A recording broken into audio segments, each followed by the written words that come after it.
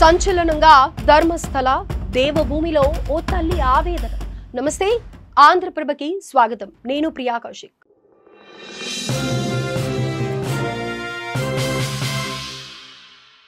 ధర్మస్థల వ్యవహారానికి సంబంధించిన వివరాలు అందరికీ సులభంగా అర్థం కావడం కోసం ఆంధ్రప్రభ ఆ వివరాలను పార్ట్స్ వైజ్ గా ఇవ్వడం జరిగింది. ఇందులో భాగంగానే ధర్మస్థల వ్యవహారం, శానిటేషన్ వర్కర్ బయటపెట్టిన నిజాల గురించి ఆల్రెడీ ముందు వీడియోల్లో చూసాం. ఆ మృతదేహాల్లో తన బిడ్డ కూడా ఉందేమోనని ఓ తల్లి అనుమానం వ్యక్తం చేస్తోంది. ఇన్నేళ్లు ఎదురు చూసిన ఆ తల్లి కనీసం ఇప్పటికైనా తన బిడ్డ ఆనవాళ్లు అయినా దొరుకుతాయేమోనని భావిస్తోంది. ఈ క్రమంలోనే శవాలు పూడ్చిపెట్టారన్న వార్తల నేపథ్యంలో సుజాత అనే మహిళ పోలీసులను ఆశ్రయించారు. ఏం జరిగింది, ఆమెకు ధర్మస్థల వ్యవహారానికి సంబంధం ఏంటన్నది ఈ వీడియోలో చూద్దాం.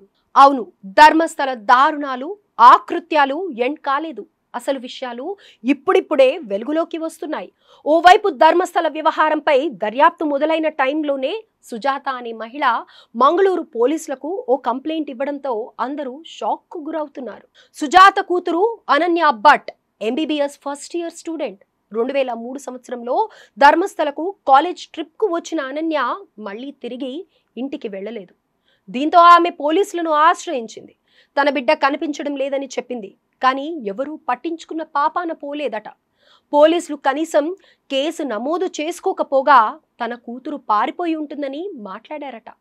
ఆ తర్వాత జరిగింది తెలిస్తే మనం ఇంకా షాక్ అవుతాం. అనన్య ఫ్రెండ్స్ తో కలిసి ధర్మస్థలలోని ఆలయానికి కూడా వెళ్ళిందట.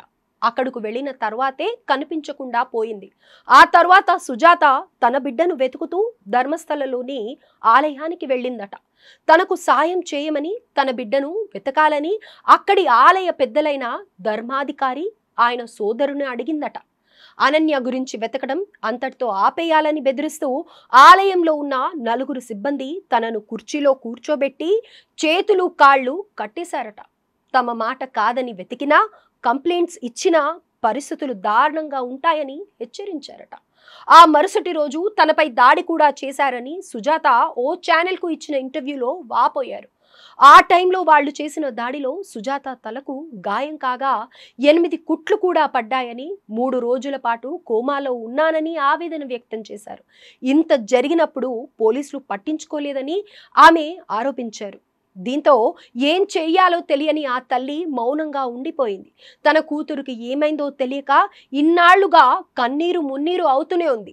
అల్లారు ముద్దుగా పెంచుకున్న తన కూతురు, ఇంట్లో గలగలా తిరుగుతూ మాట్లాడుతూ ఉండే తన కూతురు అకస్మాత్తుగా కనిపించకుండా పోవడాన్ని జీర్ణించుకోలేకపోతోంది. రీసెంట్గా ధర్మస్థల కేసు తెరపైకి వచ్చింది. వందల సంఖ్యలో మహిళలు, అమ్మాయిల మృతదేహాలను పాతిపెట్టానంటూ మాజీ శానిటేషన్ వర్కర్ కంప్లైంట్, పోలీసుల విచారణ నేపథ్యంలో ఆ తల్లికి మళ్ళీ ఆశ చిగురించింది. ఓ లాయర్ను సంప్రదించింది. అతనితో కలిసి పోలీస్ ప్రధాన కార్యాలయానికి వచ్చిన సుజాత అక్కడి ఎస్పీకి కంప్లైంట్ చేసింది. ఆ మాజీ శానిటేషన్ వర్కర్ వాంగ్మూలంలో పేర్కొన్న గుర్తు తెలియని మృతదేహాల్లో తన కుమార్తె కూడా ఉండి ఉండొచ్చని, దానిపై పోలీసులు దర్యాప్తు చేయాలని కోరింది. సుజాత ఫిర్యాదుపై స్పందించిన ఎస్పీ చట్టపరమైన చర్యలు తీసుకుంటామని, కేసు దర్యాప్తును చేపడతామని చెప్పారు. మరి అసలు అనన్యకు ఏమైంది, ఎందుకు కనిపించకుండా పోయింది? ఇన్నేళ్లుగా అనన్య కోసం ఎదురు చూస్తున్న ఆ తల్లికి ఇప్పటికైనా న్యాయం జరుగుతుందా? అసలైన నిందితులు బయటికి వస్తారా అన్నది తేలాల్సి ఉంది. అయితే ఇదంతా విన్న మీకు ఇంకో డౌట్ వచ్చి ఉండొచ్చు. ధర్మస్థలలో అత్యాచారాలు, హత్యలు ఎప్పుడు స్టార్ట్ అయ్యాయనే అనుమానం వచ్చి ఉంటుంది కదా. మరి క్రూరత్వాలు, హేమైన ఆకృత్యాలు సౌజన్య అనే అమ్మాయి కేసుతో మొదలయ్యాయి. దీనికి సంబంధించిన పూర్తి డీటెయిల్స్ నెక్స్ట్ వీడియోలో తెలుసుకునే ప్రయత్నం చేద్దాం.